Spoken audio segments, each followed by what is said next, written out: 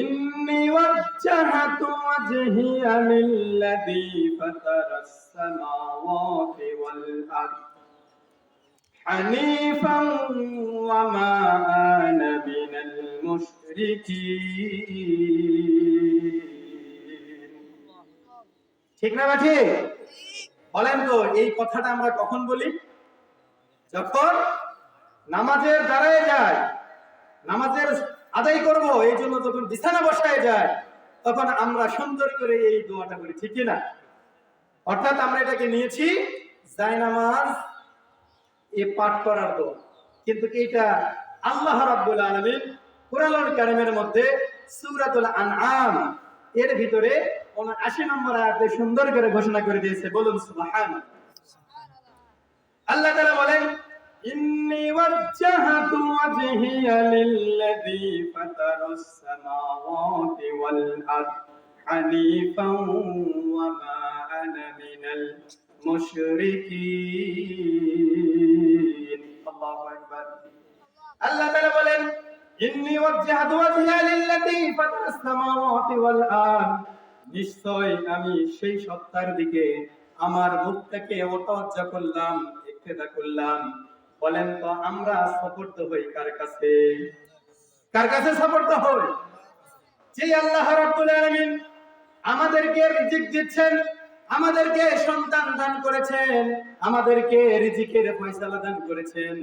বলেন তো ওই আল্লাহর প্রশংসা করা ছাড়া পৃথিবীতে আর কারো প্রশংসা করতে পারবো? সম্ভব? আল্লাহ রাব্বুল আলামিন এই কারণে ঘোষণা করে দিলেন, নিশ্চয় আমি একমুখী একমাত্র বিধানদাতা সৃষ্টিকর্তা ওই আল্লাহর দিকে নিজের লক্ষ্যটাকে স্থির করে নিলাম। যে আল্লাহ রাব্বুল আলামিন আসমান এবং জমিনের মালিক। বলুন সুবহানাল্লাহ।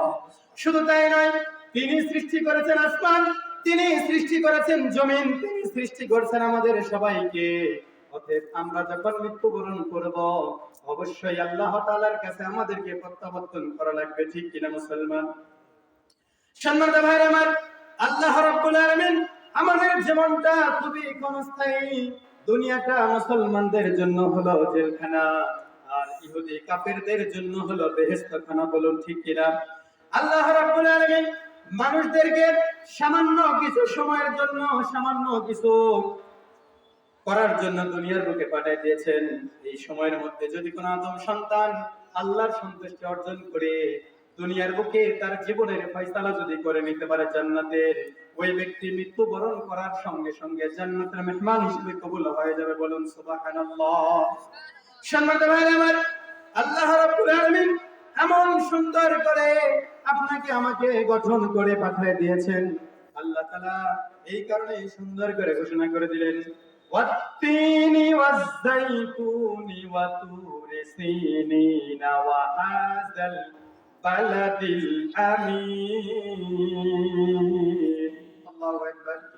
আল্লাহ তাআলা আবার বললেন, লাকাদ খালাকনাল ইনসানা ফি আহসানি তাকওয়িম। আল্লাহু আকবার।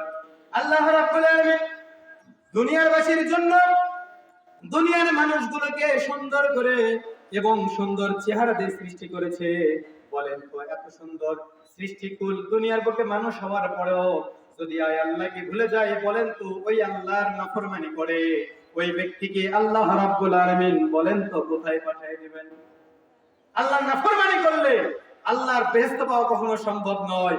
কারণ আল্লাহর দাসত্ব যদি আপনি করতে পারেন, অবশ্যই আল্লাহ রাব্বুল আলামিন ওই দাসত্বকারীর জন্য, মুত্তাকিনের জন্য, ঈমানদারদের জন্য আল্লাহ রাব্বুল আলামিন আটটি জান্নাতের শুভ সংবাদ দান করেছেন। বলুন সুবহানাল্লাহ।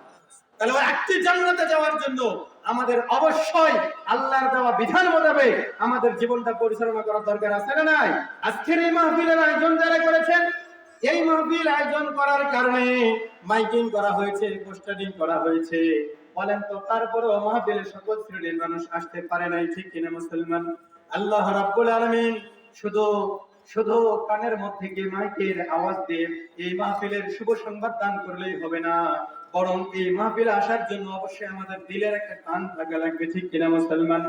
আল্লাহ রাব্বুল আলামিন এই কারণে আল্লাহর নবী হযরত মুহাম্মদ মুস্তাফা সাল্লাল্লাহু আলাইহি ওয়াসাল্লাম ঘোষণা করে দিয়েছেন যদি কোনো জায়গায়, যদি কোনো এলাকায়, যদি কোনো স্থানে, যদি কোনো জায়গায় আল্লাহর বাণী প্রচার করা হয়, আল্লাহর বিধান কালামে পাক পাঠ করা হয়, তার তরজমাগুলো ব্যাখ্যা করে দেওয়া হয়, রাসূলের আদর্শ নিয়ে যদি আলোচনা করা হয়, ওই জায়গাটা দুনিয়ার বুকে হানাইল উত্তরপাড়া গ্রাম থাকবে না, ওই জায়গাটা স্বয়ং আল্লাহ রাব্বুল আলামিন জান্নাতের বাগিচা হিসেবে কবুল করে নেবেন। বলুন সুবহানাল্লাহ।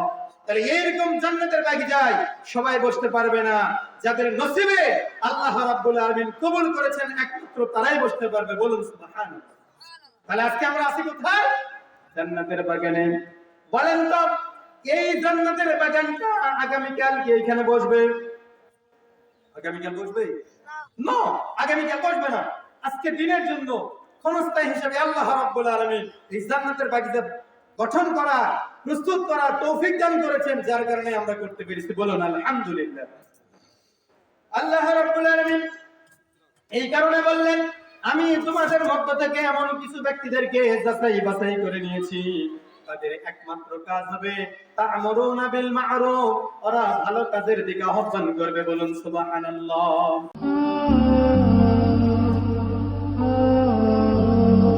আল ইকরা টিভি।